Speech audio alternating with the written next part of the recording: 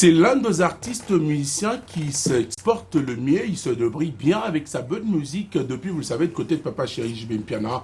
Rappelez-vous du titre Mumbamba, et également aujourd'hui il nous propose 2 titres bien réalisés. Oumela également, voisin du cimetière. C'est Nono Fuji qu'on appelle NF qui est là sur ce plateau. Bon retour Nono Fuji. Merci beaucoup. Ça va? Ouais, ça va. Ah d'accord, je suis très content de te recevoir. Merci beaucoup Clovis Kikwe. Voilà, Nono Fuji, félicitations d'abord. Merci mon frère. Tu es un gars qui ne tarde pas pour oser, c'est-à-dire aux Anabolembuta au Mekeloko et Simba. Ah oui. Alors aussi, depuis que tu étais où tu étais chez Papa Chéri, tu évolues toujours avec Nini Wana, qui leader Wana toujours. Merci. Ça, il faudrait que Tolo Bango. Ah oui. Alors, est-ce que tu peux regarder la caméra aujourd'hui, dire déjà pour bien commencer, qu'aujourd'hui tu t'engages dans la carrière solo, au Longwa BCBG? Première question d'attaque, Yango.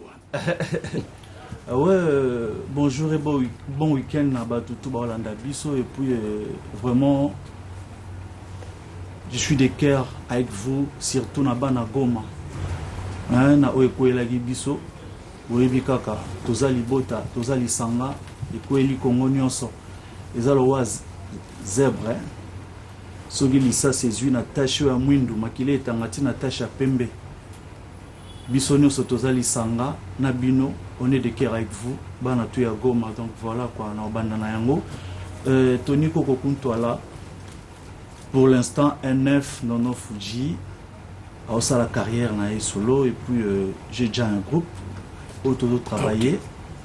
NF Music, Feeling, New Feeling, donc NF Music. Donc voilà. Alors, Nono Fuji, c'est facile de monter un groupe. Yo mon penabwe, no vanda et puis no réfléchir. C'est facile. Ouais, c'est pas facile. C'est pas facile, mais bon. Na mobali na osé kaka quoi. Vous avez un peu la batte, bien déjà, va soutenir. Alors, dans le projet, tu nous avons invités. C'était une bonne chose déjà au départ. Mais bien que tu as été un peu recroquevillon ce jour-là, tu n'as pas voulu annoncer vraiment couleur, non, Pénac officiellement que tu quittais Wenge BCBG. Nous on avait aimé la conférence de presse. Merci beaucoup. C'est que dans le projet, il y avait encore un titre que tu avais annoncé. Et ça a été un match kaka. Match amical. Un match amical. Yo mto pesa titre bal de match wana po kende na moi idée ngo. Te ngate na pesa titre wana eza titre na yemo Salvatore de la Patria. Et puis moni tellement to bete déjà match bal de match ya mo ngana kenda iko s'entraîner mupandi na match amical. Na annonce qui n'a qu'à s'entraîner na ba joueurs ou tout bazala disponible. Voilà, c'est. Tu voulais partir avec certains membres de Wenge BCBG? Non, pas du tout. On a qui joueurs tout. Ok.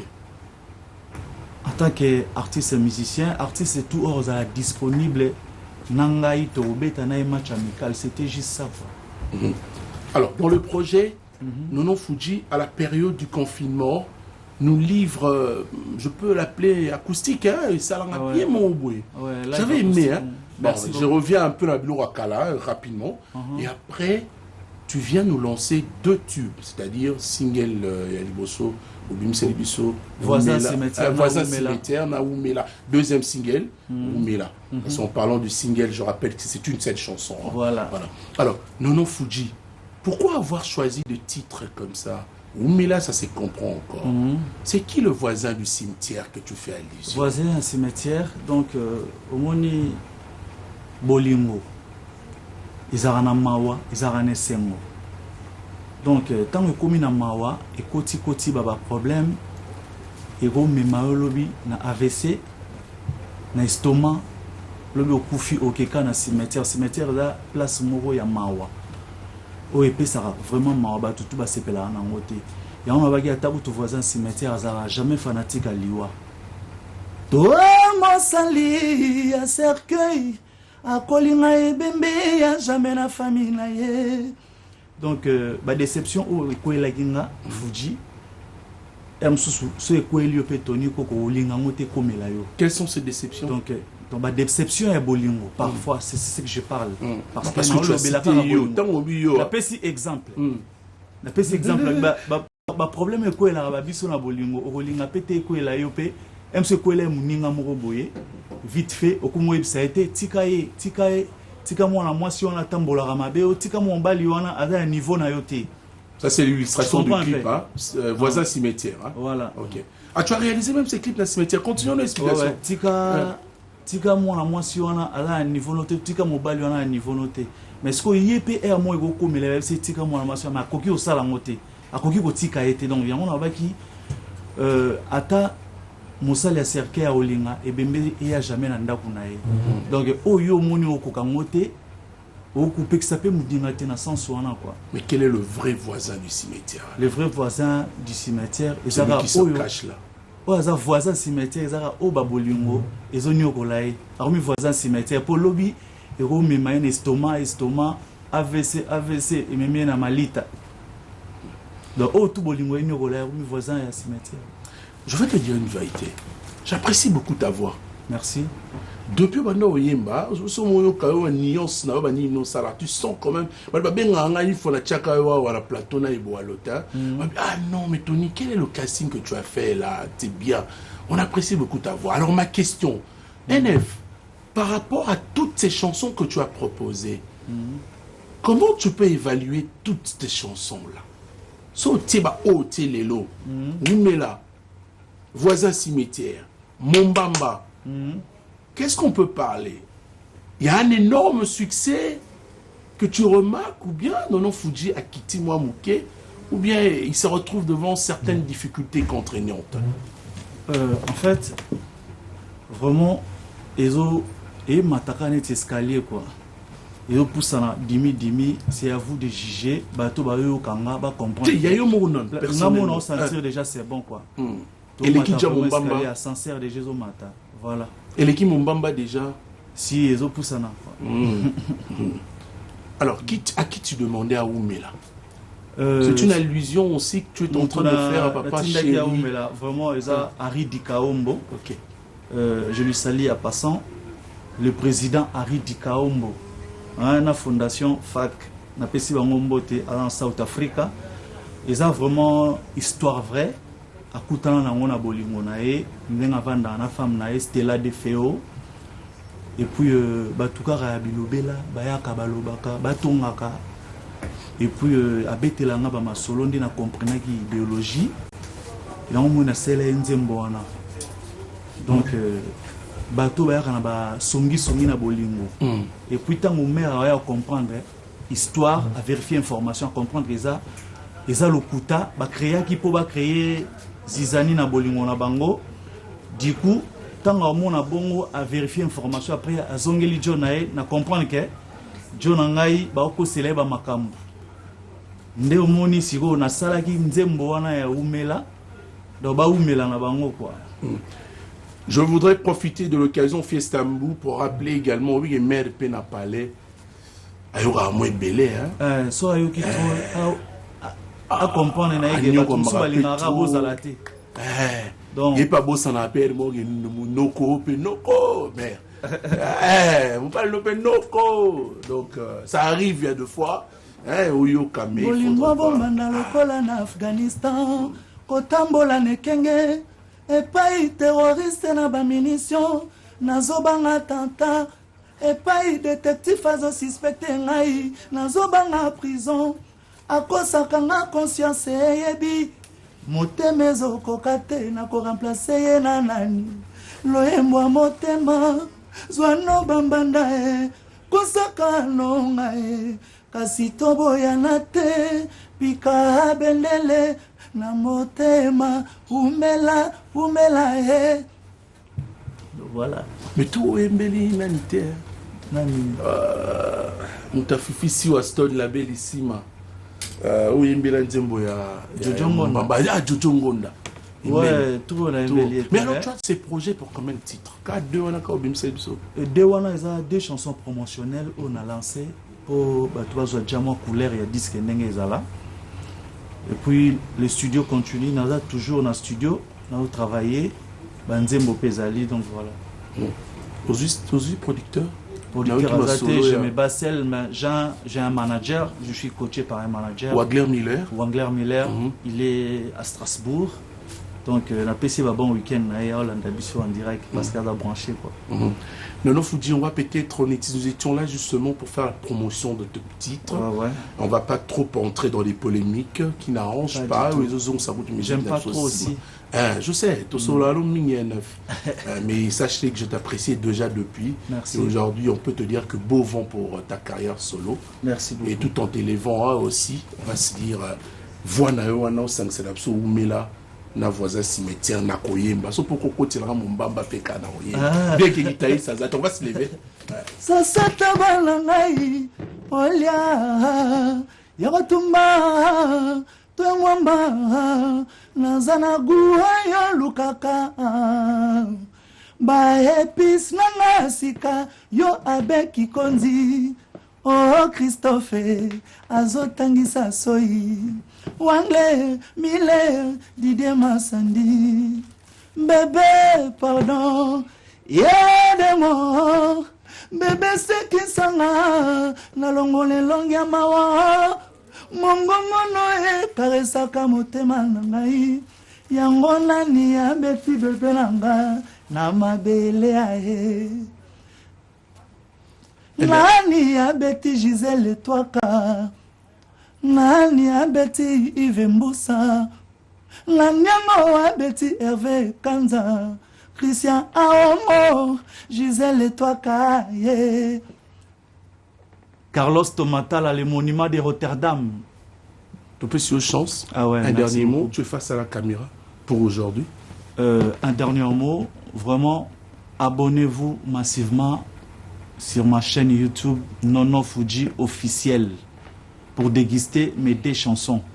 Bandekoba Bolingo, vraiment beau s'abonner et belé na chaîne YouTube Nangai Nono Fudji officiel pour mon abanzembo wana kitoko to binomi balé et bon week-end na bana to ya Luanda staff Nono Fudji Angola on est ensemble staff Benda Koni bino tout quoi on est ensemble.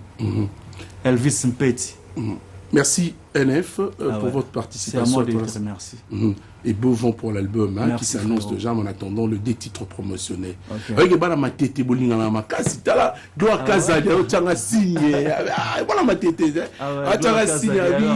NF, courage. Voilà, on va également saluer une concert en train de suivre cette émission.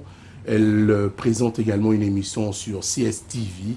Elle s'est Béni ML que je salue avec plaisir. Béni sans du problème la chaîne Nabino Benaranga. L'âme anima mariage à mon colo chaîne. Ah oui. Merci.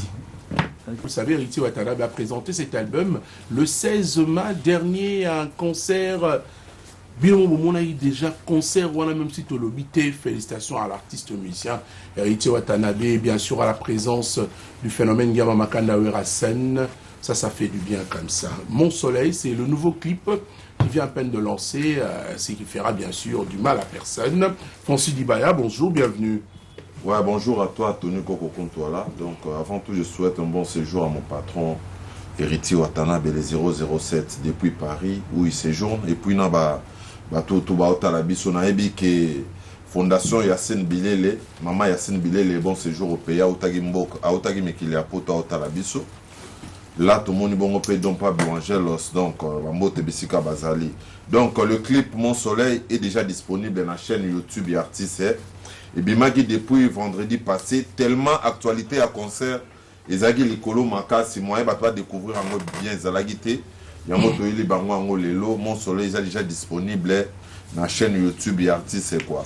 Vraiment bon continuer à consommer l'album Nabino to ibisa bino eza levir donc so côté na kata miange mi démon tozana mi pikwa ba rumba na nenga osaganati balaka yo tezawana ba désolé zali ba amour véritable ba gombe na gombe ba pas vraiment temps à consommer yango Mikolo na ngomoli la gombe na gombe gombe na gombe dégâts ba différence dégâts Daniel Massaro, je te salue avec plaisir, donc courage mon frère. Nous sommes de cœur ensemble, donc une très belle chanson où tu as été immortalisé en train de nous suivre, Daniel Massaro, Gombe na Gombe. Quand tu parles de Daniel Massaro, je vois aussi Joël Bakonga Jobak, il nous suit en ce moment, basé à président Daniel Massaro. Donc l'album n'a pas disponible totale. na ba supermarché hyper saro soki bokoti wana vraiment bokozwa album na bino mi ange mi démon.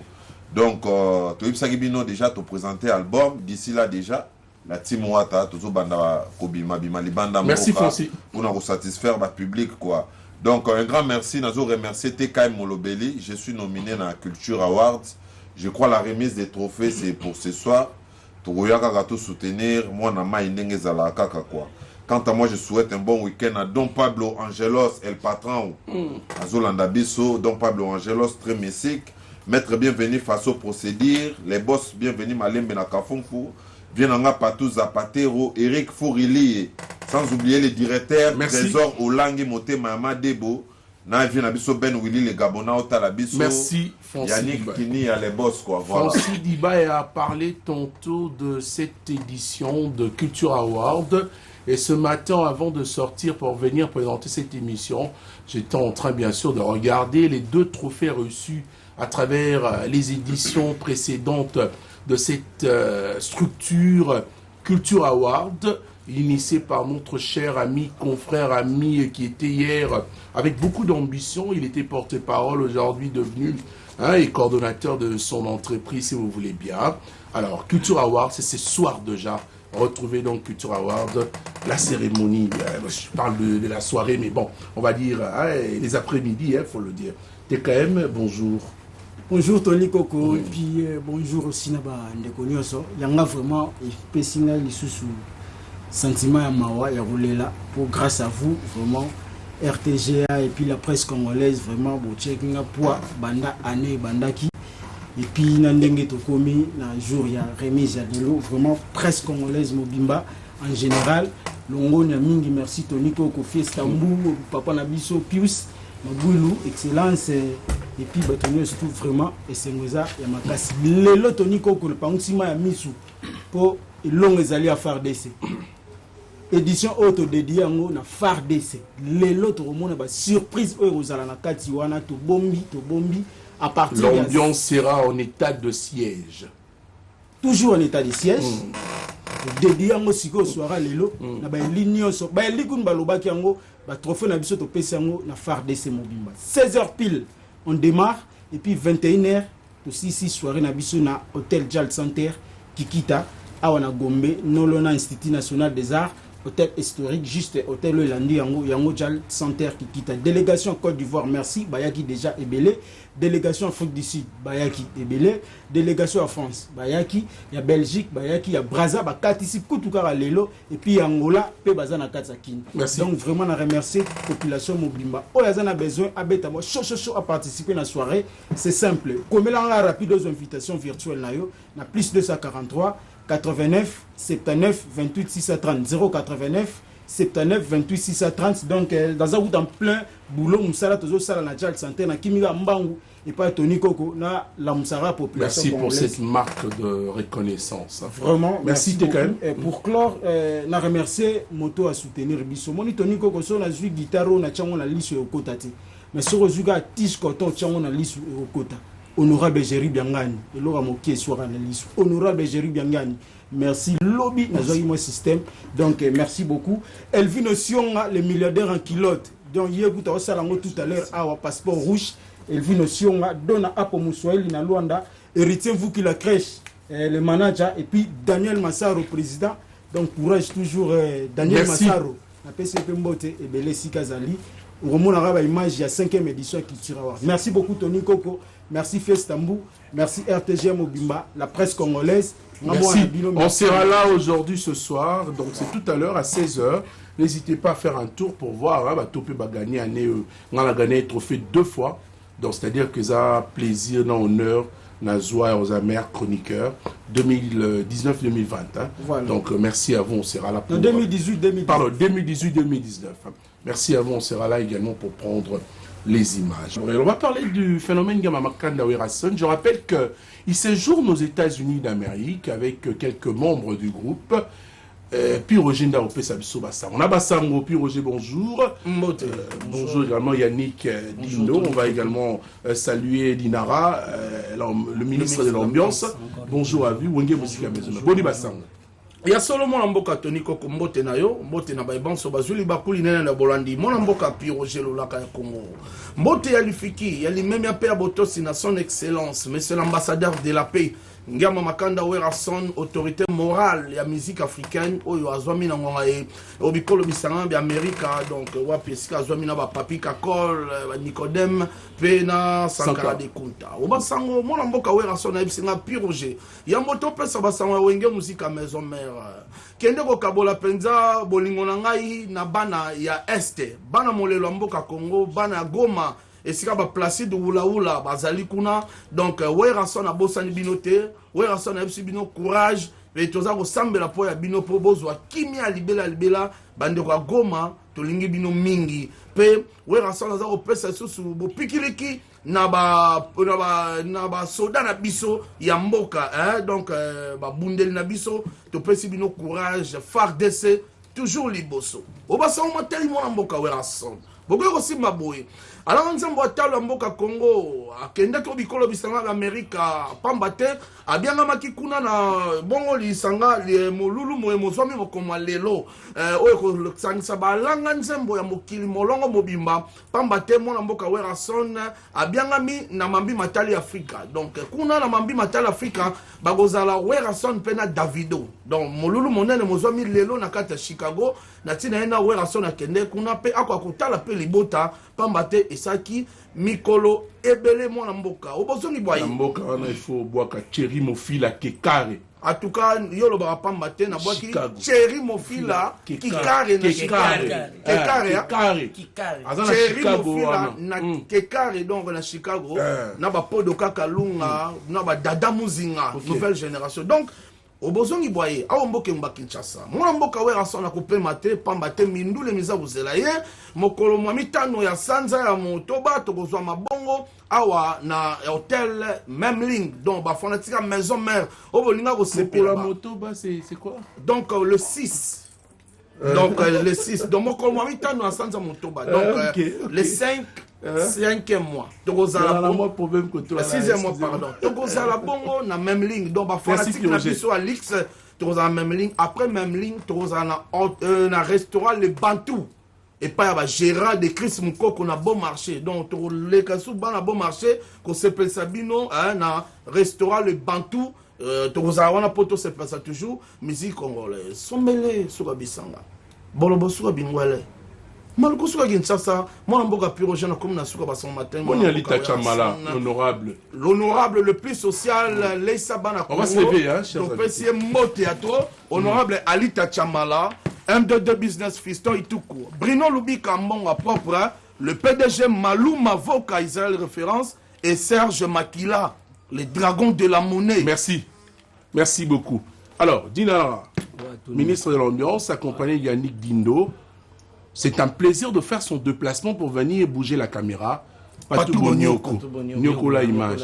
Caméraman, ministre. Voilà. Mais à la secrétaire générale. Allez, on va faire plaisir avec vos belles voix. Nabato Borlandabino. Nanyako kangelanga la viwana. Atabaseni mbongo na kofutae. Moteme kominde kotungisanga mingi. Yene zoki nzambe atindaki ponanga esengo basina mokili basala feti nga mobola na yebi mokolo na kozwa te kasi yawe yebi pasi ya moko na moko didikinwani pesanga mbongo na koma lokola Roger Mayemba nga puissance Hervé Issaï. Oui, il faut tirer la boîte.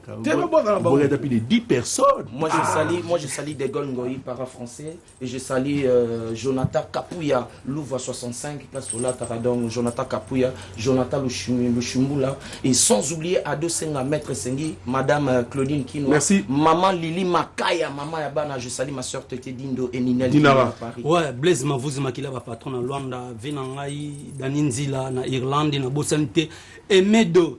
Chineja nakati à Londres yoyebi Mariette ba dégage Schengen maître Yilunga voilà Diboko papa Diboko les grands consignes Maboke Malbonnège cette émission qui a l'habitude de vous donner que les informations na ina signalé bande on a Luanda na Angola. Merci en tout cas Bozé Belé au Talanga na pesima sanangai Belé Bambote Belé bisika zali Carlos Nzamba Ilia na PC Bambote Belé. Je pense à mon neveu qui est en train de suivre cette émission en Angola. Major Teka Bavitre, Nangola, vas-y, mais les chouches à lumière. Merci de suivre depuis l'Angola. Donc, on va signaler que dans Luanda, Toniko, Telemiselio, Pena Makambutu, Ferrari, on pourra tout simplement également réaliser une émission pour le plaisir à fanatique à Marie-Polo, Tikaina Luanda. Et prochainement, on va s'arranger pour ça. Sur ce plateau, vous avez remarqué encore un autre décor et a changé pratiquement puisqu'il y a encore d'autres invités. Nous allons recevoir le groupe cher de Robinho, Mundibou. Avec lui, nous allons parler. Il vient à peine de lancer un nouveau single, le single Nzete, vous le savez. Avec lui, on va essayer de décortiquer et cogiter ensemble pour tout comprendre et le bonjour d'abord au groupe. Bonjour et à Tony.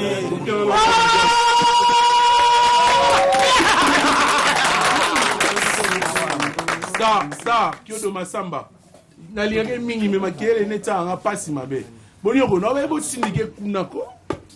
Naliage mingi me makele la yona ko garota. Ça va? Ça va. Libu me dimye? Désolé ya. C'est ça kaka. Ngongingo ya. Better not tonight. Bila not tonight. Better not tonight na. Toke.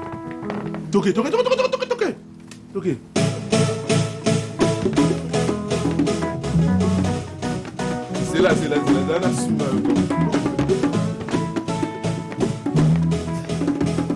Ah, bon, pareil, il y a les gars.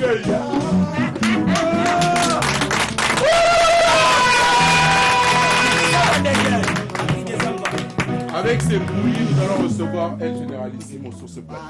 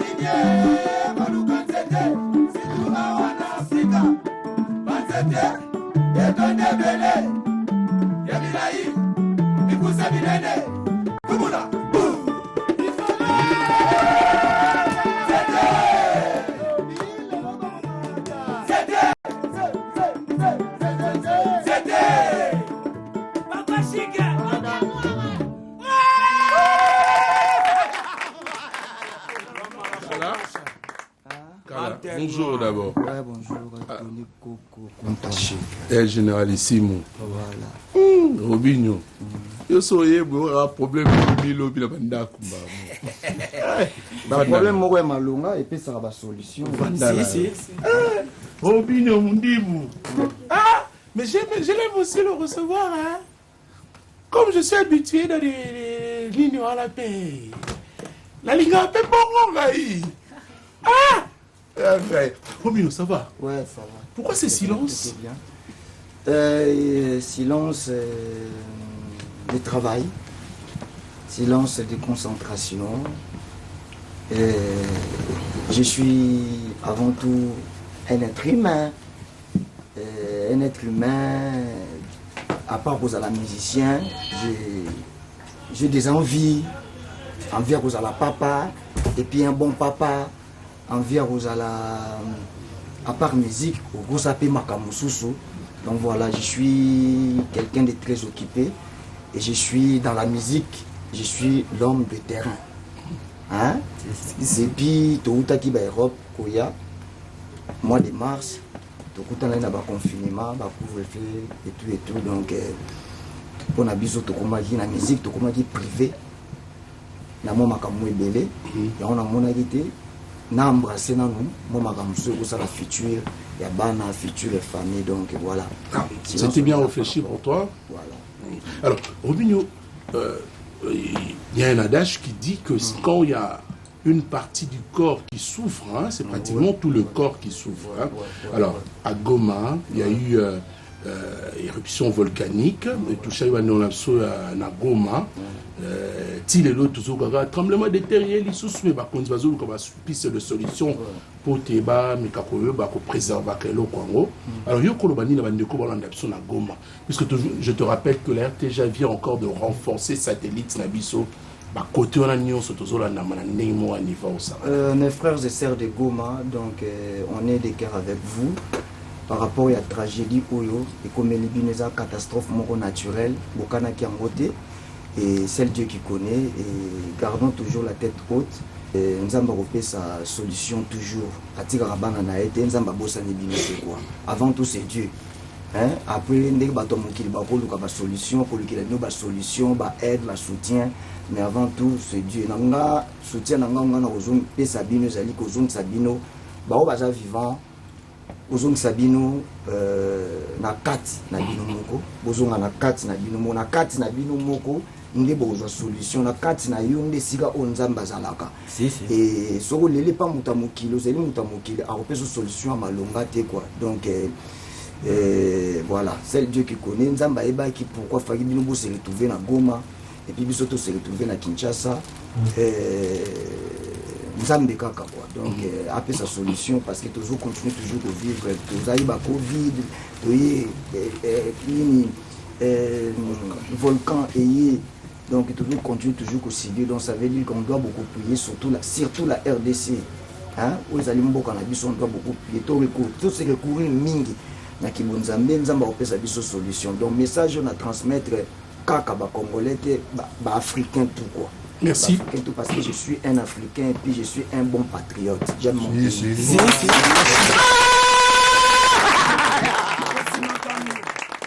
un très bon message d'encouragement en tant que leader d'opinion. Merci. Je te félicite et te remercie également. Merci beaucoup. Bato bazarapeme na basunga ko na sagesse na yo ne est-ce que le baspa misungela kiyo pona makambuza makambo wa. Bah, je suis là, je suis là,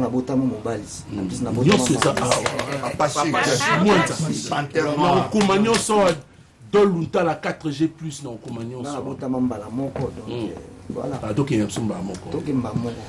alors, une question qui me vient. Robin Mondibou a déjà ambiance, comme une ambiance folle hein, et chaude lorsqu'il lance un élément ou bien une chanson. On est déjà la Katia. Monde banda bisota, monde kena na bisota. Mais à quel moment tu as remarqué qu'il y a une baisse de titres proposés avant de le Manzete? Bah, j'ai senti un peu la différence. Mais ce n'est pas pour la toute première fois. On a joué les ballons. On s'est rappelé après jouer les ballons. C'est pas parce que tu m'as immortalisé la viva batika kope na viva moi balance awa toujours vivre on a goûté na tonight donc bon tonight pour moi ça évolution bien parce que na mbi bolingo et puis ils ont qui est bien ça différent na ba bilo na na sala da show ça ba sebente ba sebente en fait ça côté choté et ça un peu bolingo mais bolingo moko un peu agua quoi donc pour moi na rochango na ba calcul et évoluer bien pour na ngeza le roi na commis un mot boye donc déjà un mot c'est ce qui avait fait aussi recul nayo batamanan pour yango kendai bien pénal. Non en fait je suis l'homme de terrain hein donc ngai nazalaka na boaki musique na ngai ezali basé na ambiance. Vous comprenez la Tony Coco musique na ngai est basé na ambiance. Moi c'est d'abord la danse et puis l'ambiance, l'amusement, la joie.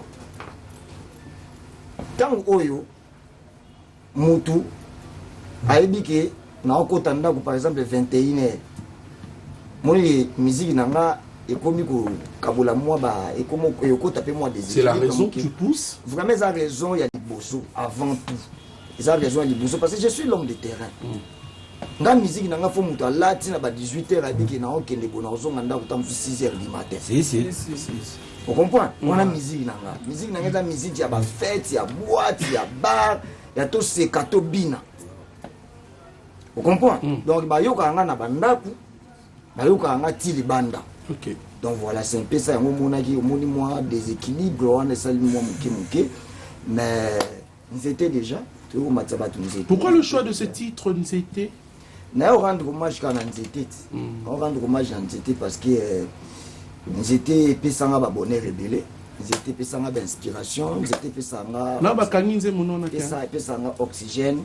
Na sensi na ba kanginze. Te yonde fokanga maloba no mabe olingo tshali kula nzimbo na. Te na tuni. Voilà, wana ya maloba. Oyoza, oyipo na tuni. Oyipo na tuni.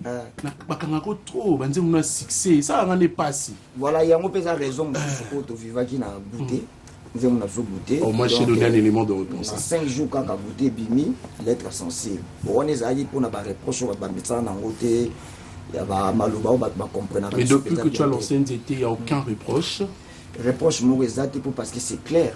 On est que tu n'as pas clip, tu as pas Nzete. Tu n'as pas que na lobby. Tu as dit qu'il y a un bon nanga au combat Nzete. Nanga non, tu as dit que celui qui t'a lobby matin Nzete, donc ça veut dire quoi? Il va te faire balader.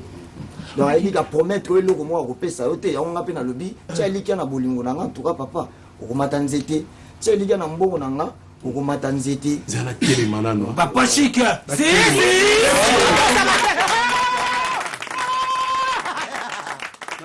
na bien na tele mi penda est-ce bota la clip en bien so itoke moi so itoke moi musika so bota clip en bien tala ba bien hawa otala obina oh, ngalo ngobina te. Talango bena awa. Adonis ma yalosi talango awa. Awa kaka Benjamin Louis, parce que tu wana. Na zone na kids, na ngolo mingi. Après la tinde to ucha lobo côté. Te, na banina wana. So to bo. Nzete kwa ba komata api. Nzete. Tango za bo ete za bo. O dite ma obobi na obie, fo makambo ezala. Nzete. Est-ce qu'on peut mettre l'ambiance sur Nzete ici? Ouais, ok. Nous faisons la promotion de ce titre, on y va.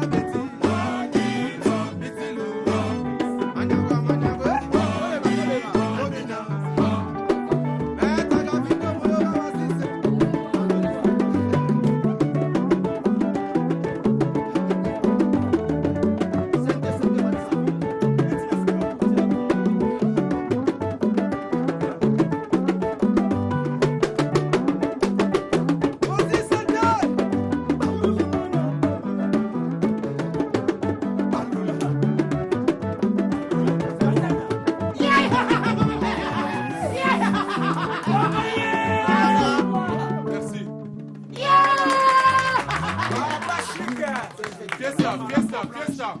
Oh, monsieur, le roi de sa caméra. Oh, Nzete. Oh, il est bien, Soussou. Tu te rappelles de lui? À combien par Robinho?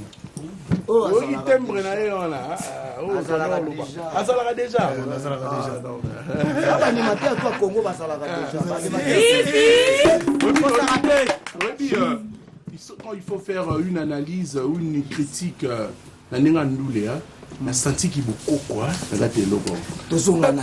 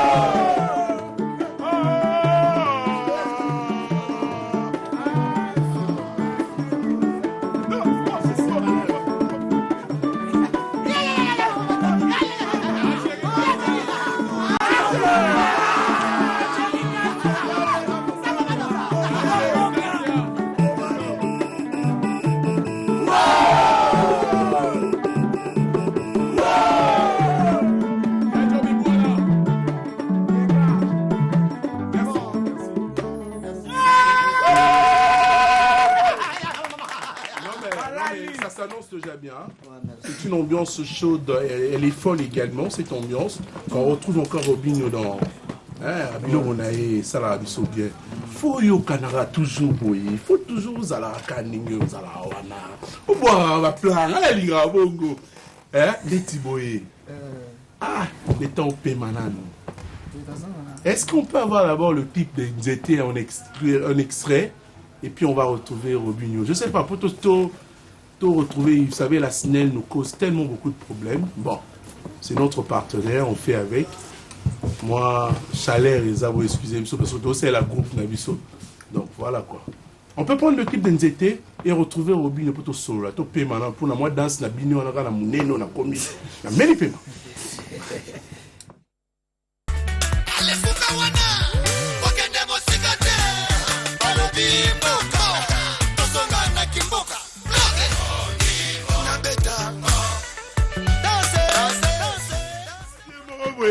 On peut qui twenty. Tozanga est déjà en direct. On peut qui twenty. On peut qui twenty. Même la basse. Tu sens vraiment qui twenty. Robin a zone place. Alors, El Généralissimo, moi je veux faire toujours un plaisir de te laisser. Parce que tu étais venu en termes de promotion de ces titres. Mais au moins, Nalobane Loromo. Nakazerotiki ma polémique. Ngasaka polémique ita. Babilo no beta kawana.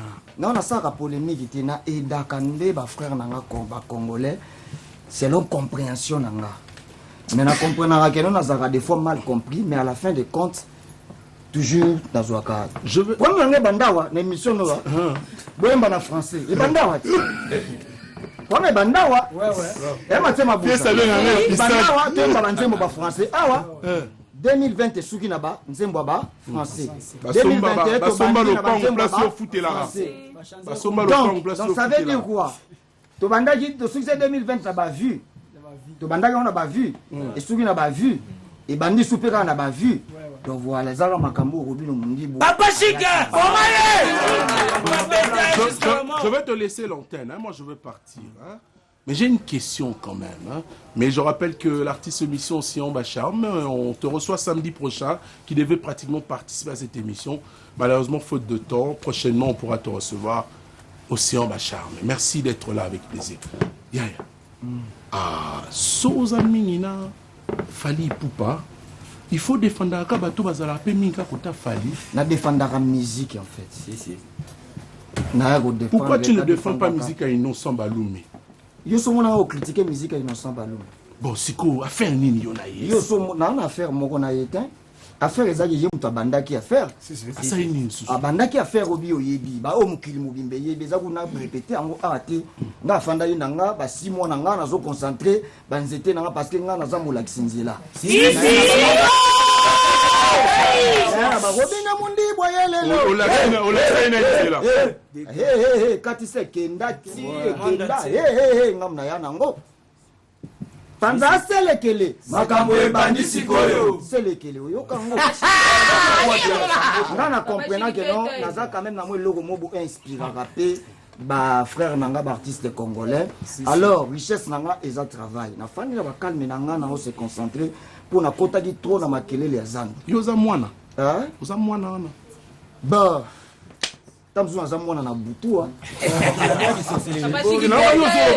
inosa bengi mwana nalobai ok mais ça va audio ebimaki ça va audio toto en fait toto monsieur Sili nango yango na to comme ça actualité j'étais déjà tout ça les promotions nango les autres mais c'est que to Sila parce que moi j'arrive à la famille to comme ça actualité c'est un petit frère mais il y a innocent na mukolo tayo moko contre là.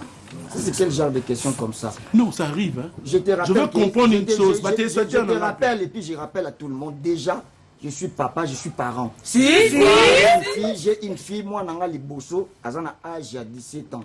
Bientôt là, dans le mois de février 2022, à cause de 18 ans, vous avez la majeure.